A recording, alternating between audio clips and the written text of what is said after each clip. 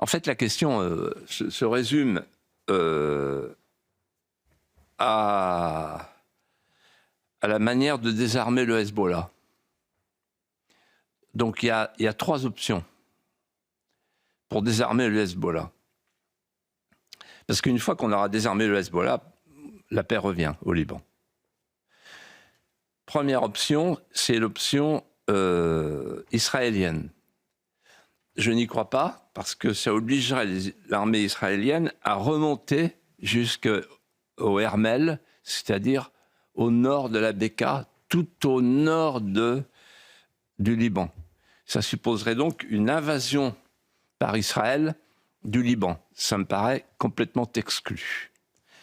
La deuxième option qui me fait très peur, ainsi qu'à tous les Libanais, c'est l'option syrienne. Parce qu'en fait, le dénommé Joulani, qui est un personnage trouble, est ami avec Trump, et il essaye actuellement de séduire Trump pour dire à Trump « Moi, je vais résoudre le problème du Liban ». Et donc, les Libanais ont un très mauvais souvenir de la Syrie, et très ancien.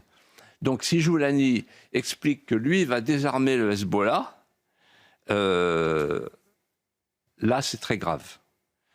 Et la troisième option, c'est l'option française. L'option française, c'est-à-dire qu'au lieu de faire un simulacre à Paris, Macron, il ferait mieux de s'occuper du désarmement du Hezbollah en réarmant l'armée libanaise. L'armée libanaise, vous vous rendez compte que les officiers sont payés par les États-Unis et le Qatar. Et ils n'ont rien pour se défendre. Ils sont 80 000 contre peut-être 25 000 soldats du Hezbollah, mais qui sont armés jusqu'aux dents, le Hezbollah. Et donc, en fait, ce que devrait faire la France, c'est former une coalition internationale pour aider l'armée libanaise à désarmer le Hezbollah. Voilà, c'est concret ce que je dis, mais c'est ce que souhaitent aujourd'hui tous les Libanais, quelle que soit leur confession.